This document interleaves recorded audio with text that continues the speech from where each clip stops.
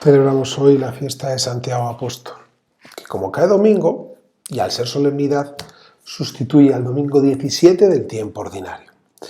En la primera lectura nos encontramos la lectura de los Hechos de los Apóstoles, donde nos habla de cómo vivieron los apóstoles el testimonio, cómo ante la prohibición de hablar de Dios, seguían hablando de Dios.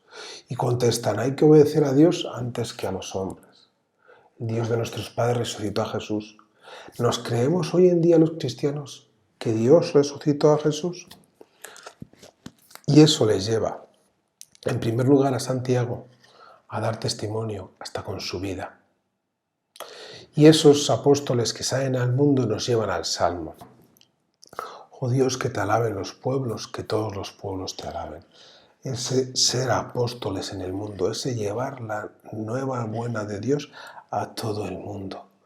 Por eso, en la carta a los Corintios aparece como el ministerio lo llevamos en vasijas de barro, porque al final no depende de nosotros, depende de Dios. Nosotros somos los menos portadores y cuanto más imperfectos somos, mejor aparece la gracia de Dios. Imperfectos no significa que no busquemos la santidad, sino que cada uno tenemos nuestras imperfecciones. Por eso, creemos y hablamos. Creer y hablar para participar del cáliz del Señor, ese cáliz que nos va a venir, como les anuncia a Santiago y a Juan, ese cáliz del que todos estamos llamados a formar parte. Cristo Eucaristía, Eucaristía para el mundo. Dios Todopoderoso y Eterno, que consagraste a los primeros trabajos de los apóstoles con la sangre de Santiago, haz que su martirio sea fortalecida tu Iglesia y por tu patrocinio España, nuestro pueblo, se mantenga fiel a Cristo hasta el final de los tiempos. La oración comienza con una frase que es siempre impactante.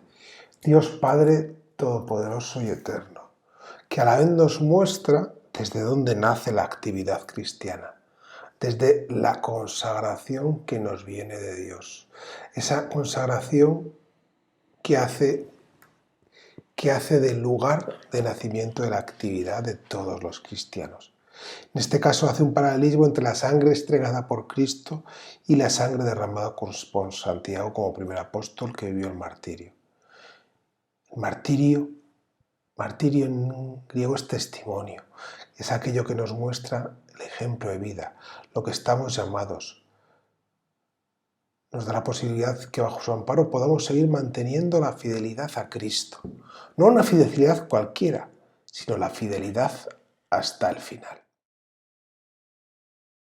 Señor, con el bautismo salvador de la muerte de tu Hijo, para que en la solemnidad de Santiago, el primer apóstol que participó en el cáliz redentor de Cristo, podamos ofrecerte un sacrificio agradable a tu divina majestad. Una oración sobre las ofrendas muy habitual en su esquema. Pedimos ser purificados por esa entrega que hace Cristo, ese bautismo que nos muestra a Cristo, que nace de su costado para darnos vida.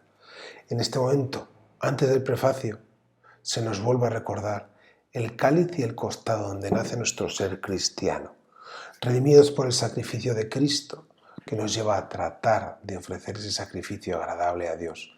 Sacrificio agradable que no es otra cosa que plantar delante del Señor aquello que hemos recibido para entregárselo y de esta manera reconocer la redención que viene de Cristo. Porque Santiago, testigo predilecto, anunció el reino que viene por la muerte y resurrección de tu Hijo, y el primero de los apóstoles que bebió el cáliz del Señor. Con su guía y patrocinio se conserva la fe en España y en los pueblos hermanos, y se dilata por toda la tierra, mientras tu apóstol alienta a los que peregrinan para que lleguen finalmente a ti, por Cristo Señor nuestro.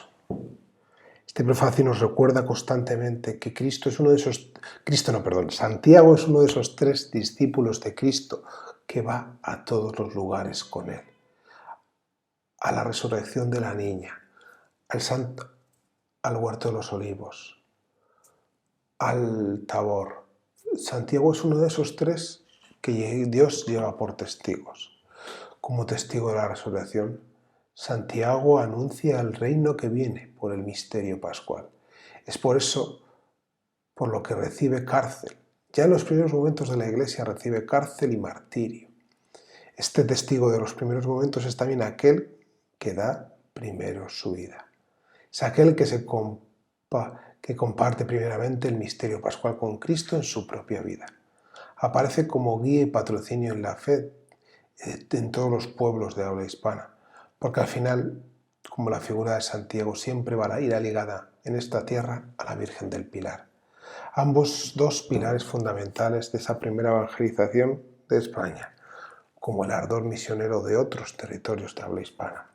Al final del prefacio se nos recuerda que el apóstol también alienta a aquellos que están en este momento de dolor, de dificultad, aquellos que necesitan la ayuda de Cristo, como la recibió él siendo el primero de los apóstoles en ser martirizado.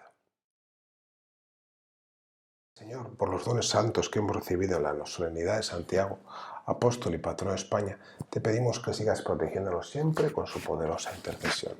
Oración final clásica. En ella damos gracias por todo aquello que hemos recibido. Le pedimos al Señor que sigan protegiéndonos con su poderosa intercesión a aquellos que estamos bajo su patronazgo. No es una redacción demasiado amplia ni demasiado barroca, sino que de manera clara nos muestra aquello que hemos celebrado, que es la fiesta de Santiago, y su intercesión de manera especial como primer apóstol mártir ante Dios por aquellos que estamos bajo su patronazgo y hemos participado de la Eucaristía.